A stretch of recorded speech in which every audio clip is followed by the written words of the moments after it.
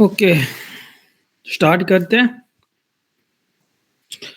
तो कल जो पढ़ाया था वो प्रैक्टिस कर लिया? Yes sir. यस। शंकर भाई, तुम्हारे अलावा किसी की आवाज नहीं आ रही है मुझे। जी हाँ सर। हेलो। हम्म। यस सर, कर लिया। कुछ एप्लीकेशन वगैरह बनाया? मैं अभी वो बना रही हूँ जो कल आपने यूट्यूब पे डाला है, और पुराना वेलकम्स वाला कई जो ऐप 2-3 बारी प्रैक्टिस करी है।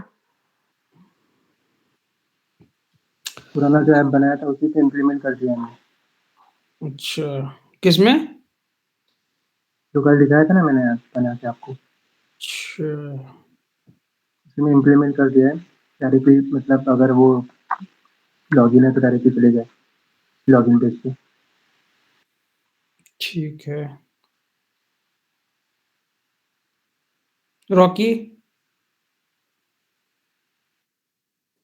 तुम्हारा क्या स्टेटस है भाई?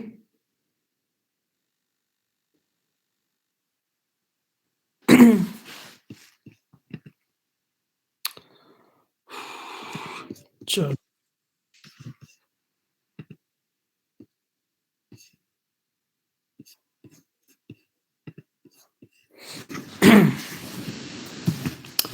ओके। तो आज हम क्या करेंगे, क्योंकि अब लॉगिन की यूआई ऑलरेडी है, तो तुम लोगों में से कोई भी ऐड कर देना, गिटहब पे पुश कर देना। ओके, जो भी कोड में इम्प्रूवमेंट्स चाहिए होंगे वो मैं कर दूंगा कोड रिव्यू करके। बट हम उसमें एपीआई लगाएंगे, जो हमारे पास एपीआई हैं उनको हम लगाएंगे, है ना। तो एपीआई लगाने का तरीका, किस तरीके से लगानी चाहिए, किस तरीके से कॉमन कोड लिखेंगे, वो सारी चीज़ें आज डिस्कस कर लेते हैं, जिससे हम लॉगिन की एपीआई में, लॉगिन के फॉर्म में, साइन अप के फॉर्म में हम एपीआईज लगा सकें। ओके, ठीक है। तो स्क्रीन शेयर करता हूं मैं।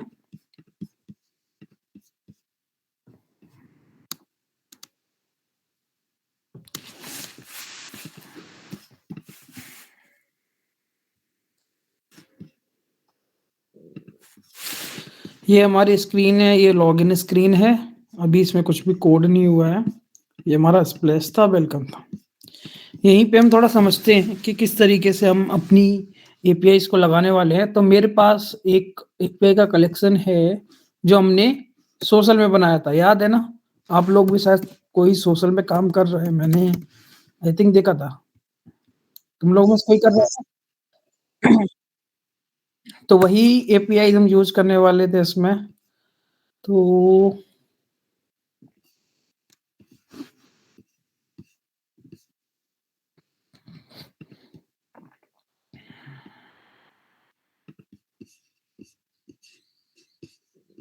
ओके,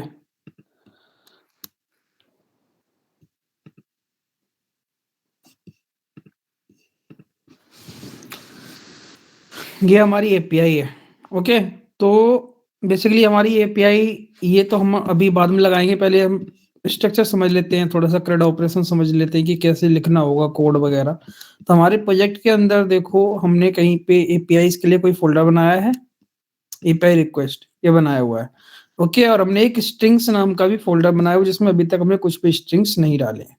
तो देखो हमें क्या करना है, किस तरीके से हम फॉलो करते हैं। सबसे पहले हमें क्या करना होता है कि जो भी हमें बेस यूआरएल जो दी जा रही है अपनी एपीआई की, हर एक एपीआई की एक बेस यूआरएल है। बेस यूआरएल मींस डोमेन, जो भी डोमेन है उस वेबसाइट का, वो पर्टिकुलर हमें दिया जाएगा। तो हमें क्या करना है, उस डोमेन को या उस बेस यूआरएल को हमें अपनी एक फाइल के अंदर ग्लोबली लिख लेना है, जो भी बेस यूआरएल होगी। तो यहाँ पे अभी जो हमारी बेस यूआरएल है वो है यहाँ तक।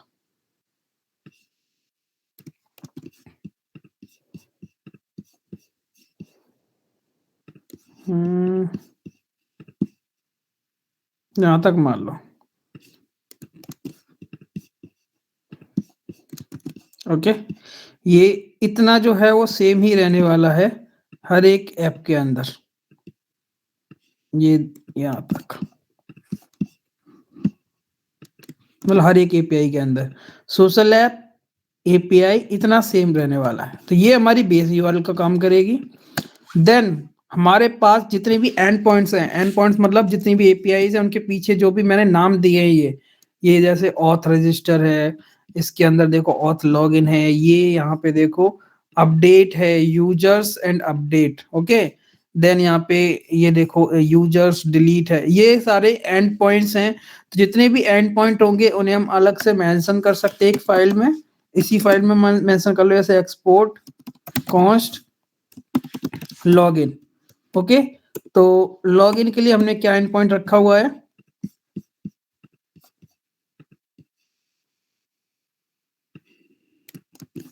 ये रखा हुआ है हमने। तो स्लैश अगर यहाँ मेंशन कर दोगे तो फिर इसमें फिर स्लैश मेंशन करने की जरूरत नहीं है। इसे सेव कर लिया। ऐसे ही आप सेम रजिस्टर के लिए भी कर सकते हो। रजिस्टर, और रजिस्टर के लिए जो भी हमारा बेस वो है एंड पॉइंट है वो रजिस्टर है, ऑथ रजिस्टर। ऐसे ले लिया, ये चीज समझ में आ गई। अब मैंने यहाँ स्ट्रिंग्स में डाल लिया। अब मैं कुछ ऐसे कॉमन मेथड्स बनाना चाहता हूं जिन्हें मैं क्या कर सकूं, कॉमन मेथड्स जिन्हें मैं यूज कर सकूं बार बार कॉल करके। अब चाहे वो पोस्ट का हो, गेट का हो, अपडेट का हो, डिलीट का हो, कोई भी हो, कॉमन होना चाहिए। तो अभी हमारे पास जो डेमो के लिए मान लो कि मैंने कोई एक यहाँ से मैं एक अभी जो फिलहाल समझने के लिए मैं एक जेसन प्लेस होल्डर का एक कॉमन एपीआई उठाता हूँ।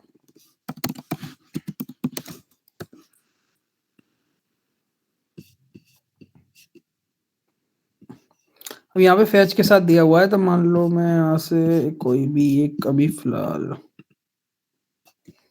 ये एपीआई है,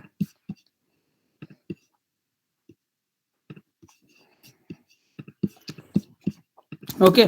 यहाँ पे मैं एक फंक्शन बनाता हूँ, export const get get request, okay. ये नॉर्मल फंक्शन है। इस नॉर्मल फंक्शन में मैं वहां से जहां से इस पर्टिकुलर फंक्शन को हम कॉल कर रहे हैं, हमें क्या करना है, दो चीजें लेके आनी है। एक क्या कि गेट की रिक्वेस्ट है तो डेफिनेटली हम रो में कुछ डेटा तो नहीं भेज रहे होंगे, मतलब पोस्ट में डेटा भेजते हैं ना, गेट में तो सिर्फ हम परम्स वगैरह भेज के डेटा निकालना है कुल मिला के हमें। तो यहाँ पे हमें क्या चाहिए होगा, एंड पॉइंट, है ना, कि एंड पॉइंट क्या है, एंड पॉइंट कॉमा कॉमा, उसके बाद क्या होगा, और कुछ जरूरत है हमारे पास अभी, चलो फिलहाल नहीं है जरूरत, ओके। अब मेरे पास दो ऑप्शन है एपीआई से लगाने के, आप फैच से लगा सकते हो, एग्जॉस्ट से लगा सकते हो। पहले हम फैच को देख लेते हैं, देन हम एग्जॉस्ट को समझेंगे, ओके। तो मान लो मैंने क्या किया कि यहाँ पे मैंने फैच लगाया, फैच में मैंने यहाँ पे बेस यूआरएल को कॉल कर लिया, प्लस जो भी एंड पॉइंट था, ये कौन सा है, मान लो मेरे को जो एंड पॉइंट मिला वो मैंने लगा दिया, ओके। अब ये फैच जो है ये देता है हमें रिस्पॉन्स इस तरीके से भी देता है। ये क्या है हमारा, then call back function promise के साथ, है ना। अब इसमें अगर कोई भी एरर आएगा तो यहाँ पे हम ले सकते हैं कैच लगा के। एक तो ये तरीका है। दूसरा तरीका क्या है कि क्या मुझे ये बताइए कि यहाँ पे जो भी रेस्पॉन्स मिलेगा, है ना, जो भी रेस्पॉन्स मिलेगा, क्या हम इस तरीके से लिख के यहां से जो भी रेस्पॉन्स मिलेगा वो रिटर्न कर सकते हैं किसी भी पेज पे? नहीं हो सकता। इतना ये चीज सबको पता है, ये चीज सबको पता है ना।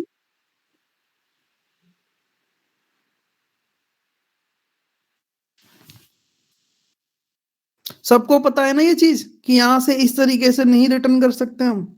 चलिए हाँ जी, सस्ती मजबूत अधिक, ठीक है। अब मुझे अगर डेटा रिटर्न करना है, देन मुझे इस पर्टिकुलर फंक्शन को असिंक अवेट के साथ लिखना होगा, जिससे मैं डेटा निकाल के रिटर्न कर सकूं, ओके। तो मैं क्या करूंगा, ये वाला पॉइंट है इसको मैं हटा दूंगा, ओके। और यहाँ पे मैं लिखूंगा असिंक, और यहाँ पे मैं लगाऊंगा const res equals await. But एक चीज समझना कि जो फैच होता है वो कभी भी डेटा रिटर्न जो करता है रेस्पॉन्स में, फर्स्ट रेस्पॉन्स जो होता है वो क्या जेसन में रिटर्न करता है, वो रिटर्न करता है एक नॉर्मल स्ट्रिंग फॉर्मेट मान सकते हो, तुम कह सकते हो, वैसे एक ऑब्जेक्ट ही होता है वो भी, पर वो अनफिल्टर्ड डेटा होता है, अनफॉर्मेटेड डेटा होता है, जिसे हमें एक्चुअल अच्छी फॉर्म में चाहिए ना, जैसे बोलते हैं ना ब्यूटीफाई वाला सिस्टम, कि हमें उसे एक यूजफुल फॉर्मेट में लाना है, तो वो यूजफुल फॉर्मेट हमारे लिए जो होता है वो जेसन होता है। तो हमें जेसन में चाहिए होता है डेटा। अब जेसन में डेटा चाहिए है तो इसका मतलब क्या, कि जो भी डेटा मिल रहा है उसको जेसन में कन्वर्ट करो। तो यहाँ पे हम क्या करते हैं, कॉन्स्ट जेसन इक्वल्स, फिर से अवेट लगाना पड़ेगा, और जो भी डेटा हमें मिल रहा है उसे क्या करेंगे, जेसन में कन्वर्ट कर देंगे, res.json। ओके, अब ये डेटा जो है हमें वो जेसन में मिल रहा होगा, मान लो मैंने क्या किया यहाँ पे, इसे मैं रिटर्न लगा दूंगा और जेसन कर दूंगा। ओके, और मैंने सेव कर दिया। अब मुझे ये बताओ कि क्या हमारे जो क्या बोलते हैं, 1 सेकेंड, हमारे पास कोई एक ऐसी एपीआई होगी आई थिंक जिसमें सारी पोस्ट वगैरह आ रही हूँ, अगर गेट ऑल पोस्ट यूजर की, हाँ ये गेट की है, ठीक है। तो इसको हम ट्राई करके देखते हैं, अगर इसमें हेडर मस्ट होंगे तो लगाने पड़ेंगे, अदरवाइज नहीं। फ्री वाली लगा लेने फिलहाल, ये वाली है ना, तो इसका मान लो हमने ये दे दिया अभी के लिए टेस्टिंग के लिए। यहाँ भी इसको मैं कर देता हूँ comment, export const base URL equals, मैंने यहाँ पे डाल दिया ये। ओके, एंड हमारे पास यहाँ पे इसका क्या है, पोस्ट नाम का एंड पॉइंट है मान लो। तो यहाँ पे मैं एक और बना दे रहा हूँ, एक्सपोर्ट कॉन्स्ट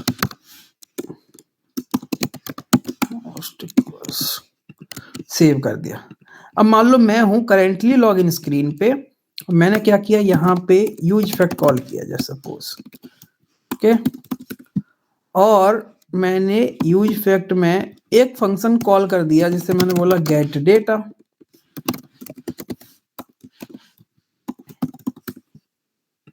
गेट डेटा को यहाँ कॉल कर दिया।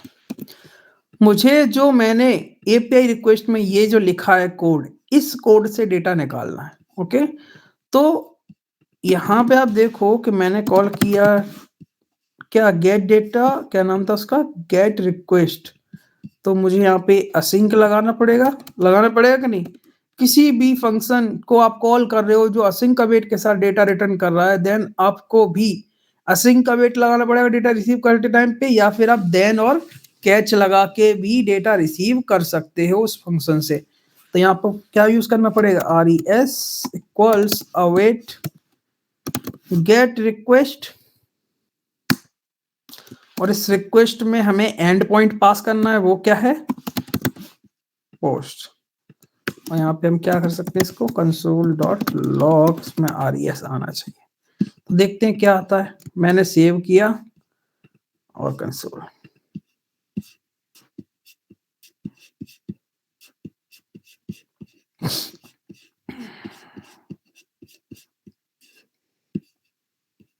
ये डेटा आ रहा है।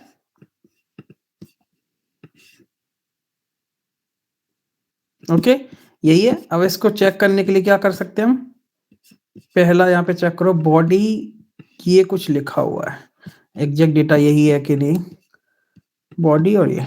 ओके, तो ये देखो ये हमारा कॉमन है। अब हमें क्या करना पड़ेगा, बस ये एक लाइन लिखनी पड़ेगी हर जगह, जितनी जगह भी आप कोड, इस कोड को कॉल करना चाह रहे होगे, आपको ये कोड तो आपने एक जगह लिख दिया, बस क्या करना है, आपको एंड पॉइंट पास करना है, और कोई डेटा चाहिए वो आपको यहाँ से मिल जाएगा।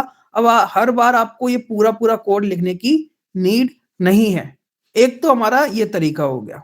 ओके, अब मान लो आपने क्या किया, आपको पोस्ट वाला बनाना है ना, पोस्ट वाला, तो पोस्ट वाले के लिए भी तो आप क्या कर सकते हो, सेम तरीके से ऐसे आप यहाँ पे गेट रिक्वेस्ट की, यहाँ पे पोस्ट रिक्वेस्ट। ओके, आपको एंड पॉइंट चाहिए, साथ में क्या चाहिए, एक और डेटा भी तो चाहिए होगा ना, पोस्ट करोगे आप तो।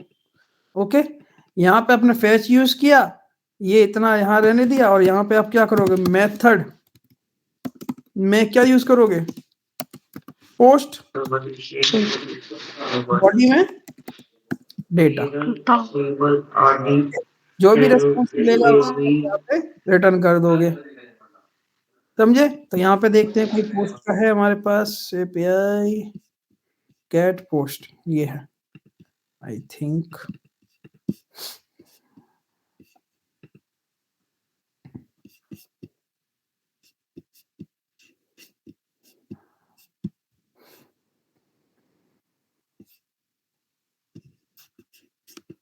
पोस्ट चाहिए ना हमें, ये है, ये डेटा हो गया हमारा और ये पोस्ट नाम का एंड पॉइंट हो गया। ओके, चलो इसे डाल के देखते हैं।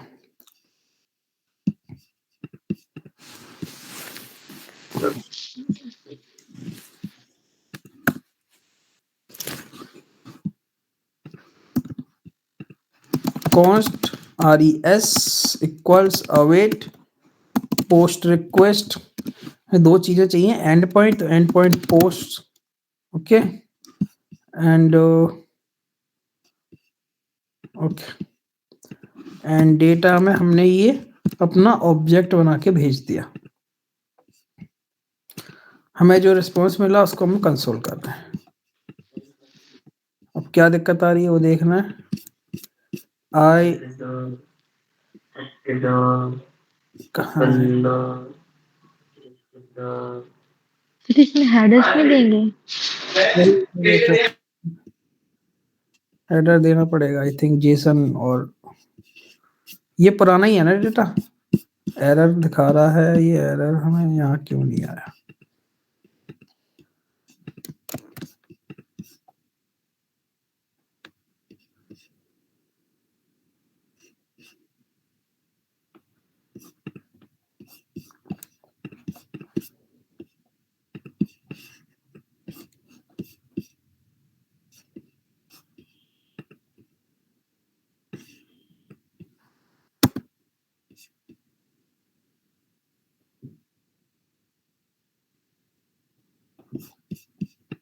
हेडर देना पड़ेगा आई थिंक।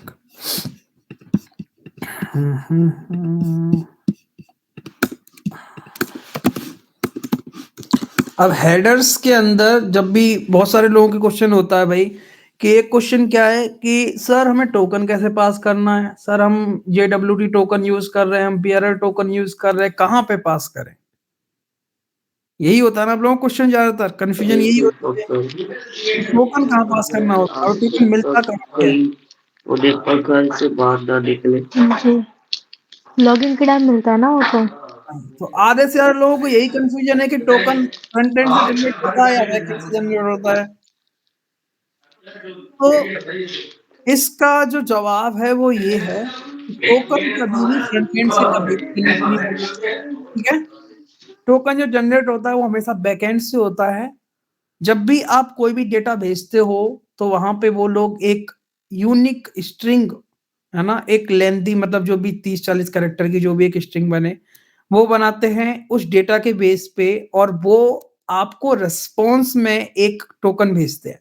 अब वो टोकन आपको लॉगिन या साइन अप के टाइम पे मिलेगा, तो उस टाइम पे आपको वो टोकन नहीं भेजना है। मतलब वो टोकन आपको लॉगिन साइन अप में कभी भी आई थिंक हो सकता है कि लॉगिन में भेजना पड़ सके, ठीक है? बट वो भी चांसेस कम है, क्योंकि आप ये बताओ जब आपको लॉगिन या साइन अप में ही टोकन मिल रहा होगा तो आप उस टाइम पे कैसे भेज लोगे? आगे की जितनी एपीआईज होती हैं आगे ऐप के अंदर, उन सारी एपीआईज में यूजर आईडी ना भेज के आप अगर टोकन भी अकेला भेजोगे तब भी हमारे सारे एक्शंस परफॉर्म हो सकते हैं। तो वो टोकन भेजने का जो तरीका होता है वो होता है हेडर्स में। तो यहाँ पे जैसे आप देख रहे हो कि हमारे पास एक सजेशन आ रहा है, ये सजेशन आ रहा है, तो ये तो हमारा क्या सजेशन है, ये तो डिफॉल्ट वाला है कि भाई ये तो चाहिए ही चाहिए, है ना, कि ये तो चाहिए चाहिए। बट इसमें कंटेंट टाइप तो होता ही है, बट इसके अलावा हमारे पास टोकन की भी अलग कीज हो सकती हैं। अब वो डेवलपर के दिमाग के ऊपर है वो क्या रख रहा है, वो टोकन भी रख सकता है, ठीक है, वो यहाँ पे ऑथराइजेशन भी रख सकता है, जो भी वो चाहे वो की का नाम रख सकता है। आपको बस जस्ट क्या पास करना होता है, यहाँ पे वो टोकन पास करना होता है इस तरीके से।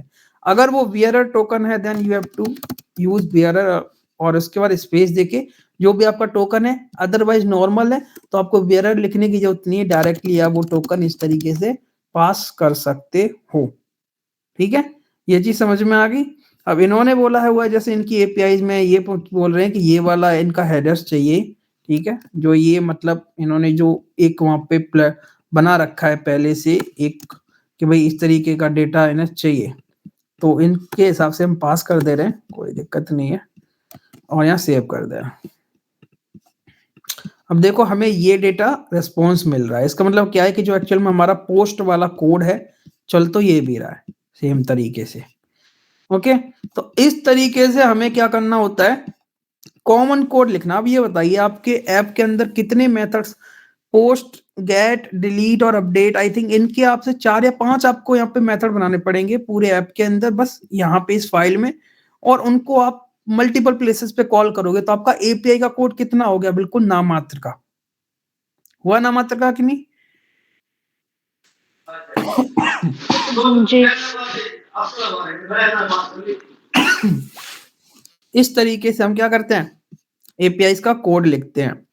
अब ये हमारा जो है वो है फैच का कोड है, फैच है ना, बट आप चाहो तो एग्जॉस्ट भी यूज कर सकते हो। अब एग्जॉस्ट का एक प्रॉफिट क्या होता है कि हमें जो डेटा होता है वो ऑलरेडी जेसन में ही मिलता है कन्वर्ट होके, हमें कन्वर्ट नहीं करना पड़ता है जेसन में, एग्जॉस्ट में खुद से दे देता है।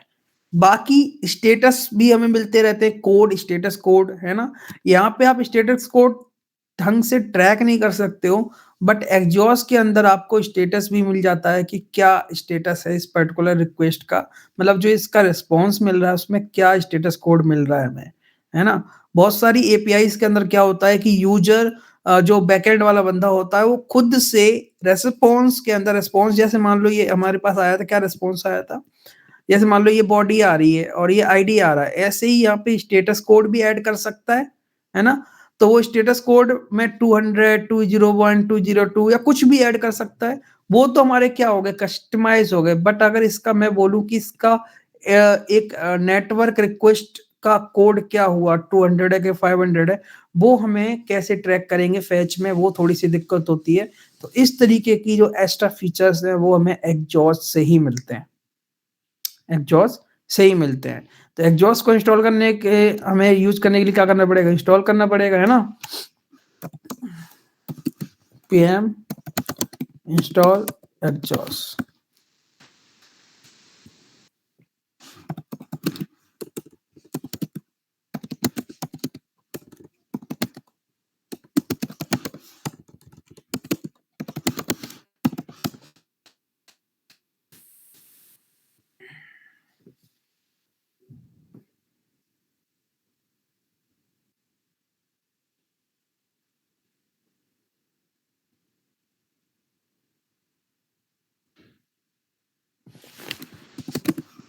अभी मैंने iOS के लिए जो iOS का डेवलपर अकाउंट होता है उसके लिए अप्लाई किया है, देखते हैं कितना टाइम लगता है। अगर वो हो जाता है तो हम कोशिश करेंगे iOS में और कुछ चीज़ें सीखने की, क्योंकि iOS में डेवलपमेंट में जो डेवलपर अकाउंट है वो मोस्ट मतलब डिपेंडेंट चीज़ है। अगर वो नहीं होती है तो हम बहुत सारी चीज़ें नहीं कर पाते हैं, चाह के भी नहीं कर सकते हैं। तो बहुत सारी चीज़ें मैंने यूट्यूब पे भी नहीं डाली और कोर्स में भी ऐड नहीं की, करना चाहता था दिल से, बट वो अकाउंट नहीं था। बट इस बार मैंने अप्लाई कर दिया है, तो देखते हैं अगर 2, 4, 5 दिन में अप्लाई हो जाएगा तो हम इस कोर्स में जो भी चीज़ें पढ़ने के बाद कोशिश करेंगे कि iOS की कुछ चीज़ें जो एंड्रॉयड में ईज़िली हो जाती है, iOS में दिक्कत देती है, वो चीज़ करेंगे। और अगर हो जाता है तो एक ऐप, सिंपल सा ऐप हम ट्राई करके देखेंगे iOS पे डिप्लॉय करने का लास्ट में। ओके, ये चीज़ मेरी तरफ से अब है, क्योंकि वो कोर्स में मैंने इसलिए नहीं किया था क्योंकि कंफर्मेशन नहीं था होगा कि नहीं, अभी भी पेंडिंग है बट देखते हैं। ओके, तो इसे रन कर लेते हैं। iOS का जो डेवलपर अकाउंट है बहुत कॉस्टली है, इतनी आपकी एक नॉर्मल होस्टिंग का चार्ज नहीं है पूरे साल का।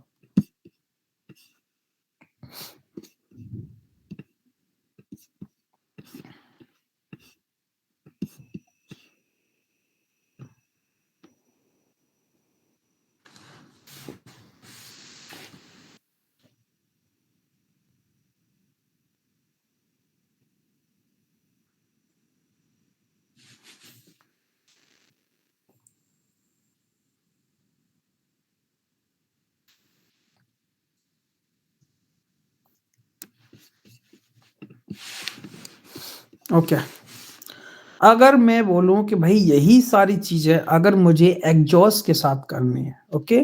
यही जो मैंने मेथड्स जो मैंने एपीआई रिक्वेस्ट लिखी हैं, फेच के साथ अगर मुझे एग्जॉस्ट के साथ करने होंगे तो मुझे कितना करना पड़ेगा कोड वो देखते हैं। तो यहीं देखो अगर मैं ये कोड को फिलहाल मैं कर देता हूँ क्या? कमेंट और मैं यहाँ पे इसे एग्जॉस्ट के साथ करता हूँ, okay?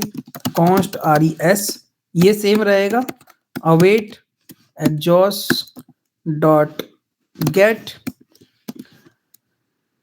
Base URL plus and point, okay? और यहाँ पे मुझे जो डेटा मिल रहा है रेस्पॉन्स डॉट डेटा, ओके? यहाँ जाता हूँ मैं लॉगिन में और लॉगिन में जाके मैं पहली वाली लाइन को कॉल कर देता हूँ और देखते हैं कि हमें क्या मिलता है। रिफ्रेश कर देता हूँ एक बार।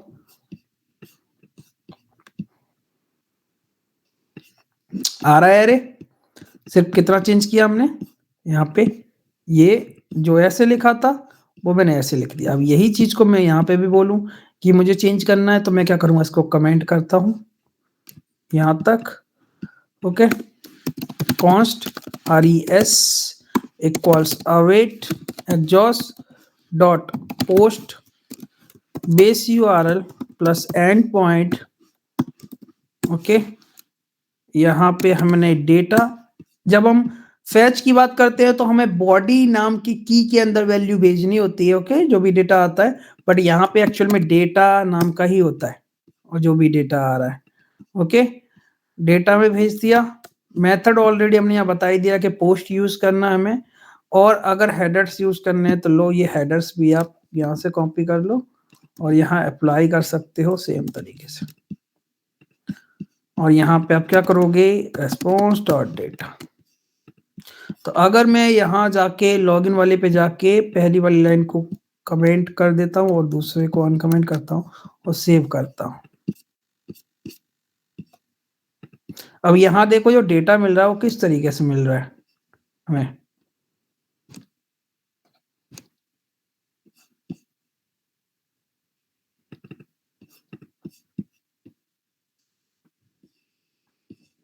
ये हम भेज रहे हैं जेसन स्ट्रिंगिफाई,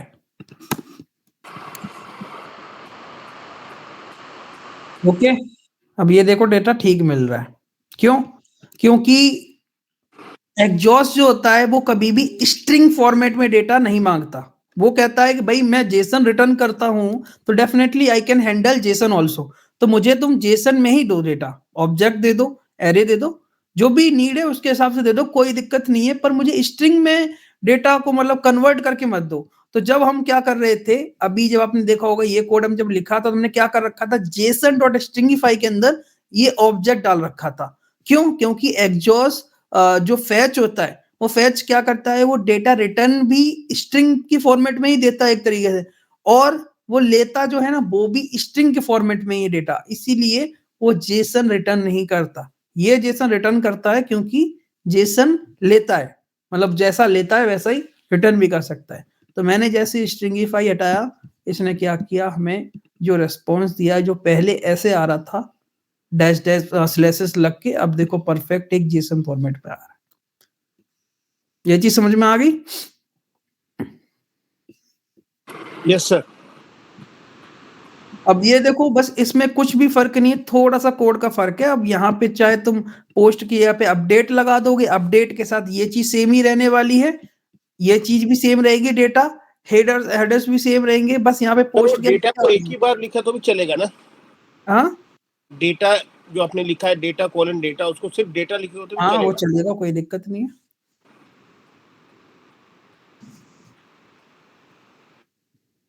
अब पोस्ट का हो या डिलीट का हो, आपको यही तो कोड लिखना है, मेथड चेंज करना है, base URL and point and data में जो भी डेटा दे रहे हो वो सारी चीज। अगर परम्स यूज कर रहे हो तो परम्स को definitely you have to add in end point, तो यहाँ पे तुम्हें उन परम्स को भी पास कराना होगा एंड पॉइंट के साथ में ही, है ना? एंड पॉइंट के साथ में ही तो पास कर दोगे, तो फिर तुम्हें एक्स्ट्रा कुछ भी नहीं चेंज करना पड़ेगा, कुछ भी चेंज नहीं करना पड़ा एक्स्ट्रा। यहाँ से जो हमने लॉगिन में आप देख रहे हो ये हम भेज रहे हैं ना, तो यहाँ परम्स में इसमें एड ऑन करके तो भेज सकते हो ना, इस तरीके से जो भी वैल्यू हो गया कुछ, तो वो वहां पे सेम फॉर्मेट में ही जाएगी, तो तुम्हें कुछ भी एक्स्ट्रा चेंज नहीं करना पड़ेगा। इस तरीके से हमारी एपीआईज काम करती हैं।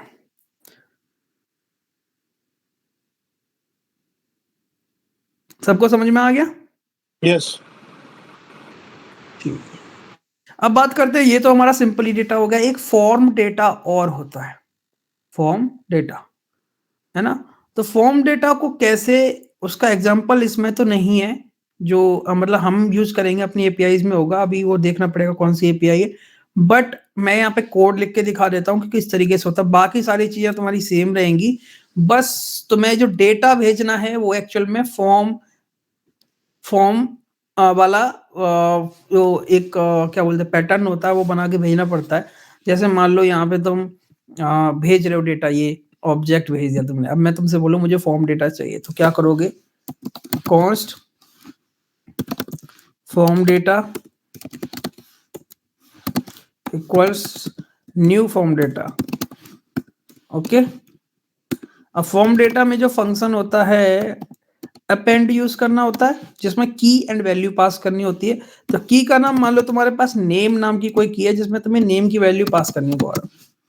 ओके, तो इस तरीके से पास करते हो, कितनी भी वैल्यूज पास कर सकते हो, बट यहां पे जो कॉम्प्लिकेशन आते हैं वो सिर्फ एक ही चीज में आते हैं जिसमें दिक्कत आती है लोगों को। क्या पॉइंट है वो, पता किसी को? इतना तो तुम कर लोगे और ये फॉर्म डेटा को इसकी जगह पे भेज दोगे, बट दिक्कत कहाँ आती है, ये तो जेनरिक डेटा है ना, मतलब सिंपल सा डेटा है। डायनेमिक देने में डायनेमिक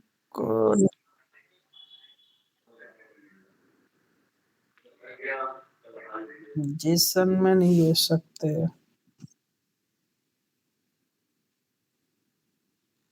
अटल रहो अपनी बात पे, क्या बोल रहे हो? मैंने थोड़ा डाउटफुली होके बोला तो तुम बोलने लग गए नहीं नहीं नहीं, ऐसा कैसे हो भाई?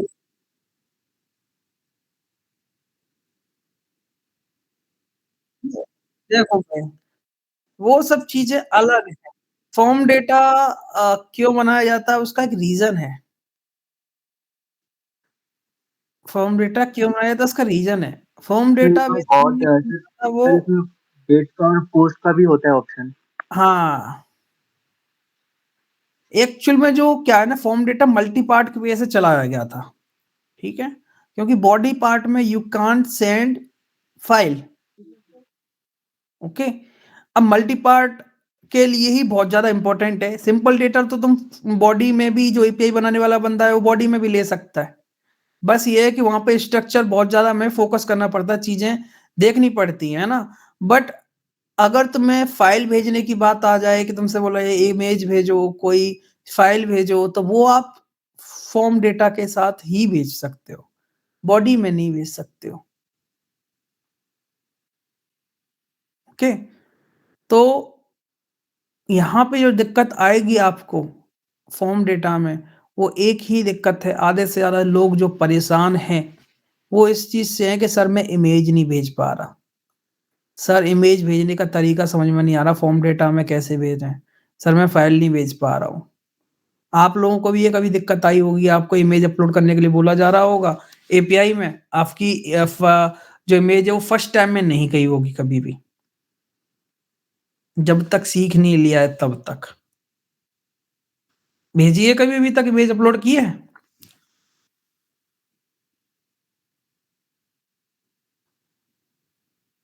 किसी ने भी अपलोड की है इमेज? सर इसमें नहीं। मेथड होता है। तो देखो, जब भी तुम कोई किसी भी एपीआई पे काम करोगे, बेसिकली हमारे पास भी अभी ये फॉर्म डेटा वाली एपीआई है नहीं, क्योंकि हमारे पास स्टोरेज जो था वो S3 का हमारा अभी वो एक्सेसिबल नहीं हो पाया है, मतलब उसमें इतना ज्यादा मैं भी इतना ज्यादा मास्टर नहीं बन पाया हूँ अभी उस चीज के लिए। बट कभी भी तुम किसी कंपनी में काम कर रहे होगे, किसी भी प्रोजेक्ट पे काम कर रहे होगे, कोई मतलब अलग से तुम्हें कहीं से मिल रहा है जिसमें तुम्हें एपीआई मिलेगी, तो तुम्हें बस इतना लिखना है। जैसे मान लो मैं तुमसे बोलूं कि एक यूजर का डेटा अपलोड करना है, यूजर प्रोफाइल का डेटा, ओके। अब वो बोलेगा तुम्हें कि यूजर की इमेज भी अपलोड करवानी है, या फिर तुमसे एक फीचर हो सब पूछा जा सकता है पोस्ट, जैसे हमारे पास सोशल का है ना, फेसबुक, इंस्टाग्राम, लिंक्डइन, यहाँ पे हम इमेज पोस्ट करते हैं कि नहीं कैप्शन के साथ, करते हैं कि नहीं करते हैं? करते हो? हाँ जी। करते हो ना? इमेज अपलोड करते हो ना? तो हम कैप्शन डालते हैं, यूजर की आईडी भी जाती है, यूजर की फोटो भी जाती है कि नहीं, ये सारा डेटा जाता है कि नहीं? अब उसमें मैं तुमसे बोलूं कि तुम्हें जो अपने मोबाइल से फोटो उठा के अपलोड करवानी है, तो वो फोटो इसी फॉर्मेट में जाएगी फॉर्म डेटा के साथ। तो बाकी डिटेल्स तो मैंने लिख दी यहाँ पे, नेम, ईमेल, एज, ये हो गया। फोटो कैसे जाएगा? तो फोटो जाने के लिए यहाँ पे आप क्या करोगे, जैसे आपने यूज किया, क्या यूज किया आपने? Image picker. Okay, image picker में वो डेटा देता है, वो कैसा देता है? उसका जो डेटा का फॉर्मेट होता है वो कैसा होता है? किसी को पता है? पिक्सल में इमेज पिकर जो डेटा देता है वो किस तरीके का फॉर्मेट होता है? बाइनरी में होता है, स्ट्रीम डेटा। अरे भाई, मैंने पूछा और जो ऑब्जेक्ट देता है, एरे देता है, क्या देता है?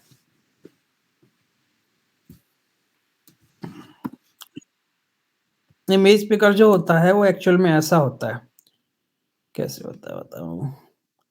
मान लो डेट एक ऑब्जेक्ट होता है, ओके, इसके अंदर एसिड्स नाम का एक एरे होता है, और उसके अंदर जो ऑब्जेक्ट होता है, इसको पूरा मुझे बनाना, ओके, ये जो एक ऑब्जेक्ट होता है जिसमें URI नाम का एक की होती है, जिसमें हमारी URL होती है इमेज की, ओके।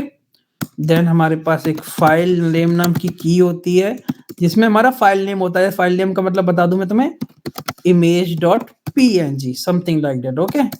एंड हमारे पास उसका एक होता है नेम ऑल्सो, फाइल का नाम, वो भी मान लो सेम ही होगा तुम्हारा, image.png, इस तरीके से। एक होता है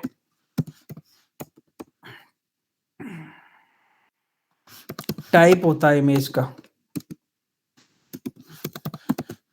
ओके, जिसमें क्या होगा, image/png, इस तरीके से लिखा होगा। अगर जेपीजी होगी तो जेपीजी।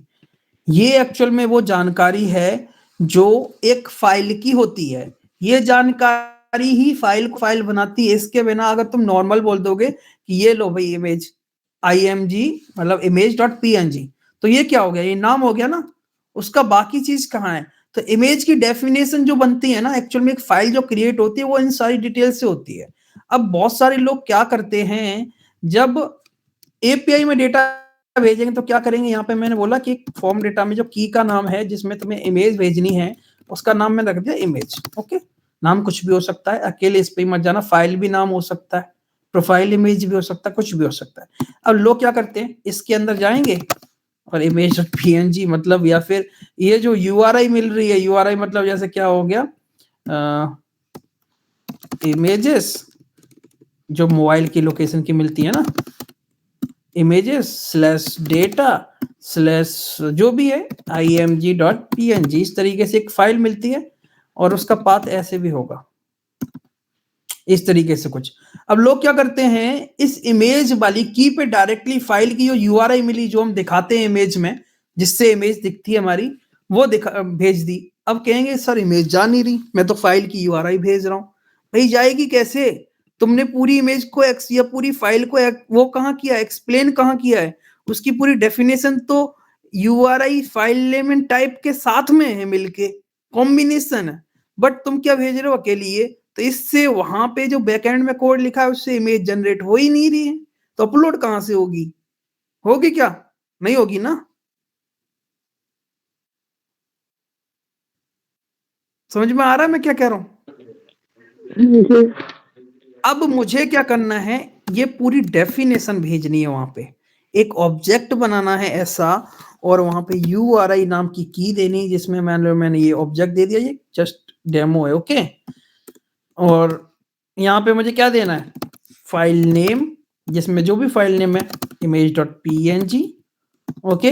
नेम भी भेजना चाहो तो भेज दो, कोई दिक्कत नहीं आएगी, ओके। और यहाँ पे टाइप, इसमें जो भी वहां पे टाइप मिल रहा है, क्या है ये, image/png या jpg, जो भी होगा वो, ये पूरी डेफिनेशन तुम भेजोगे, that means this is the file.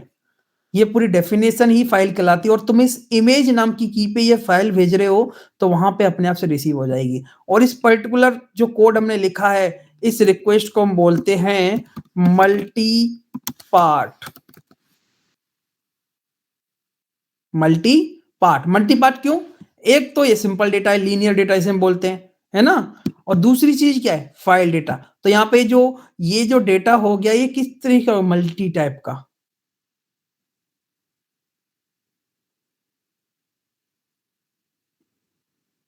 ये चीज समझ में आ गई? तो जितने भी डेवलपर्स हैं स्टार्टिंग में, बिगिनिंग में जो एरर फेस करते हैं इमेज अपलोड करते टाइम पे, वो यही इकलौता है।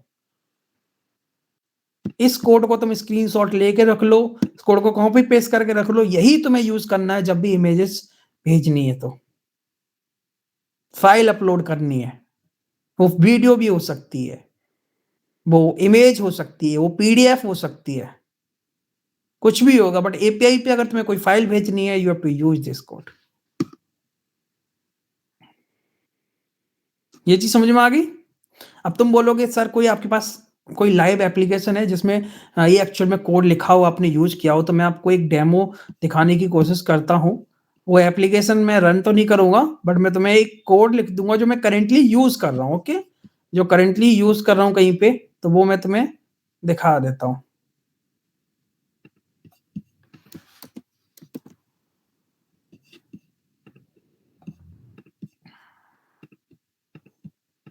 यही कहीं पे मैं सर्च करता हूँ फॉर्म डेटा, कहाँ गया, दिख रहा है ये फॉर्म डेटा। बाकी सारी चीजें नॉर्मल थी, जिसमें देखो टोकन भी है, आईडी भी है, और ये सारी चीजें हैं। और यहाँ देखो मैं क्या, मुझे इमेज भेजनी थी, और इमेज में मैंने क्या भेजा, URI name file name type. और ये इमेज डेटा एक्चुअल में क्या है, इमेज पिकर से उठाया हुआ है कि नहीं। तो मैंने बताया था एसेट्स नाम का एरे होता है, उसके अंदर एक ऑब्जेक्ट होता है, इसमें यूआरआई फाइल नेम टाइप मिलता है सेम कोड। और ये फंक्शन किस चीज के लिए, अपलोड इमेज के लिए। ये लाइव है, चलता हुआ कोड है, वर्किंग बिल्कुल।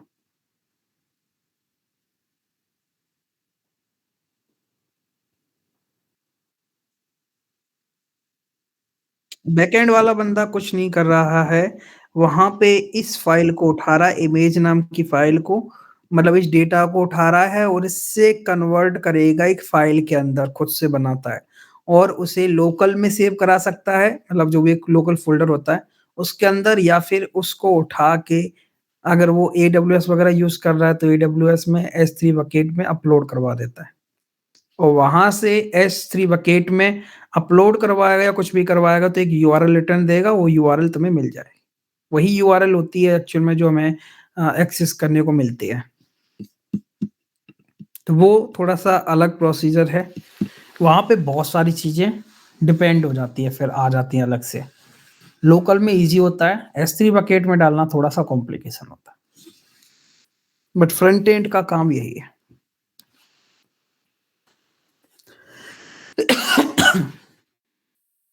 ये चीज समझ में आ गई सबको?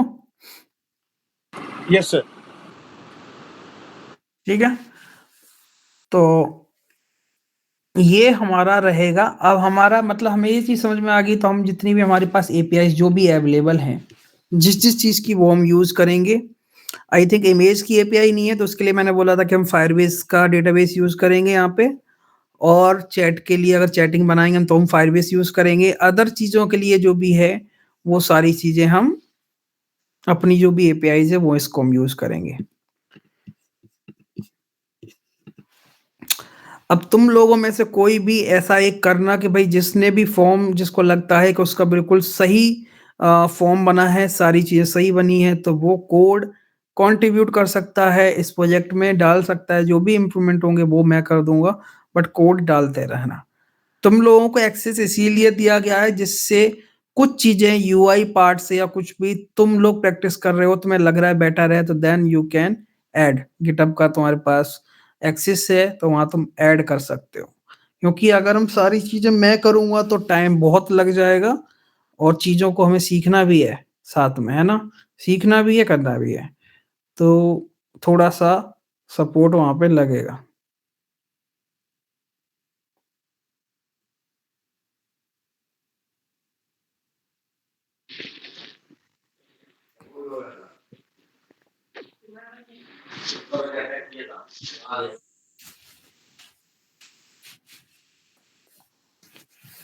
किसी का कोई क्वेश्चन? नो। और बाकी iOS का जैसे ही अपडेट होता है कुछ देखते हैं क्या हो सकता है। अगर अपडेट मिल जाएगा तो बहुत सारी अदर फंक्शंस या बोल सकते हो फीचर्स भी ओपन हो जाएँगे मेरे लिए, तो मैं आपको वहाँ पे बता सकता हूँ कि ये लाइक iOS का डिप्लॉयमेंट कैसे होता है, टेस्ट फ्लाइट पे हम कैसे अपलोड करते हैं। समझ रहे हो? प्रोविजनिंग प्रोफाइल कैसे है, एक्स कोड का एक बहुत सारी चीज़ें, बंडल आईडीज़ को चेंज करना, प्रोविजन प्रोफाइल को कैसे गेट करते हैं, कैसे हम डिप्लॉयमेंट कैसे बिल्ड बनाते हैं, आईपीए फाइल कैसे बनती है। बहुत सारी चीज़ें ऐड ऑन हो जाएँगी अगर हमारा एक्सेस मतलब हमारा जो एप्पल प्रोग्राम है अप्रूव हो जाता है तो। तो रिक्वेस्ट सबमिट कर दिए, देखते हैं 2 से 3 दिन के अंदर अगर मंडे तक भी मिल जाता है तो बहुत अच्छा रहेगा। तो उस चीज़ के लिए वेट करते हैं। बाकी जो हमारे हाथ में है उसको तो सीखना है ना? तो देखते हैं। सर अभी के लिए गिट पे साइन अप और लॉगिन का फॉर्म डालना है। लॉगिन और साइन अप वाली स्क्रीन को कोड बना के अपने एंड पे और उसे उसके अंदर डाल दो, जिससे हम कल की जब क्लास लें तो मैं डायरेक्टली एपीआई से लगाऊं हम लोग देन होम तक पहुंच जाए। क्योंकि अगर एक-एक चीज़ में लिखूँगा तो डेफिनेटली पता है उतना टाइम लगेगा और हमारे पास इतना टाइम है नहीं। हमें कब टॉपिक लगाएंगे हम उसमें साइन अप और लॉगिन की एपीआई? वही तो कल लगाएँगे ना। ठीक है सर, कल की कर क्लास में देंगे। भी एक्सरसाइज हम लोग लगाएँगे तो तुम लॉगिन साइन अप का वो कर सकते हो। फॉर्म बना के इसके अंदर डाल दो। कोड में इनबिल्ट कर देना। कलर कॉम्बिनेशन ऑलरेडी पता ही है, कोड तुम्हारे पास सही सारी चीज़ें उसके हिसाब से सेट कर लेना। अब तुम लोग एक तरीके से कंट्रीब्यूटर हो। ओपन सोर्स कंट्रीब्यूशन के बारे में सुना है ना? हाँ जी, हाँ जी। बुक पे यही पढ़ा रहता है हर जगह, ओपन सोर्स करो तो जॉब मिलती है, ओपन सोर्स करो। वो एक्चुअल में यही है, बस थोड़ा-सा कॉम्प्लिकेटेड है। कैसा? बहुत सारे पैकेजेस पड़े हुए हैं, ऑनलाइन बने हुए हैं एनपीएम के और लोग क्या करते हैं उसको इम्प्रूव करते हैं। अगर कोई भी दिक्कत आती है तो क्या करते हैं, गिटहब का कोड उठाया, क्लोन किया, एरर सॉल्व की और कंट्रीब्यूट कर दिया वहाँ पे, रिक्वेस्ट डाल दी सही करने के लिए। वही चीज़ तो तुम्हें भी करना है यहाँ पे। ऐसे ही तुम टीम में काम करोगे, किसी कंपनी में करोगे तो वहाँ पे 10 लोग काम कर रहे होंगे प्रोजेक्ट पे। तुम्हें भी तो गिटहब से कोड उठाना है, पुल लेना है, अपना इम्प्रूवमेंट करना है और कोड को पुश कर देना है। समझे? ठीक वो है सारी सर। चीज़ें सबको फ़ॉलो करना है, ऐसा नहीं है कि बस 2 बंदे 1 बंदे काम कर रहे हैं, सबको सीखना है। सबको जॉब लेनी है ना अच्छी, या जॉब कर रहे हो या जो भी है, आगे अपग्रेड तो करना है ना। सर इसमें 2-3 लोग डाल सकते हैं, जैसे मैंने ही बना लिया, 2 लोगों ने और बना लिया, सारे पुश कर दें? ग्रुप में एक बार पूछ लेना, पुश करने से पहले कि किसी ने पुल किया है क्या? मतलब किसी ने पुश किया क्या? अगर पुश किया है तो एक बार पुल करके देख लेना कि क्या कोड किया है। इसको इम्प्रूव करने की ज़रूरत है या नहीं? अगर ज़रूरत है डेफ़िनेटली तो उस कोड को पुल करो और उसमें चेंजेस करो देन पुश करो। ठीक है? इस ठीक तरीके है, से फॉलो कर लेना। ठीक है। ओके? चलो फिर कल करते हैं इस चीज़ को कंटिन्यू एपीआईज़ वाले पे काम। ओके। सर एक्सवियस बेस्ट है या फिर फेच? मतलब कौन-सा लगाना चाहिए अगर कंपनी गए सर? नहीं, नहीं, ऐसा कुछ वो नहीं है। आप एग्जॉस्ट यूज़ करो मोस्टली देखो, बट एक चीज़ का हर एक का एक प्रॉफ़िट फ़ायदा है। जब आप छोटे एप्लीकेशन में काम कर रहे हो तो आपको क्यों एग्जॉस्ट एक्स्ट्रा यूज़ करना है जब आसानी से चीज़ों से काम चल सकता है। ठीक है? बट जब बड़ी एप्लीकेशन है डेफ़िनेटली देन तुम्हें एग्जॉस्ट यूज़ करनी चाहिए। वो थर्ड पार्टी भी तो इंस्टॉल भी तो करोगे आप, लोड तो बढ़ेगा ना। हुँ, वो एक वहाँ पे उसका थोड़ा लॉस भी था, बट उसके कुछ प्रॉफ़िट एंगल्स हैं कि आपको स्टेटस कोड ट्रैक करने हैं, उसके बेस पे आपको यूज़र को मैसेजेस दिखाने हैं, तो उसके लिए फिर आपके लिए बेस्ट रहेगा एग्जॉस्ट। वहाँ पे फैच थोड़ा पीछे रह जाएगा। ठीक है सर। जो प्रोटोकॉल ज़्यादा फ़ॉलो करता है एचटीटीपी वो किसके अंदर है? एग्जॉस्ट के अंदर है। तो वो चीज़ फिर वहाँ बेस्ट है। ओके? उसके हिसाब से ठीक है सर, ठीक है sir. Okay, okay, good night. चलो ठीक है।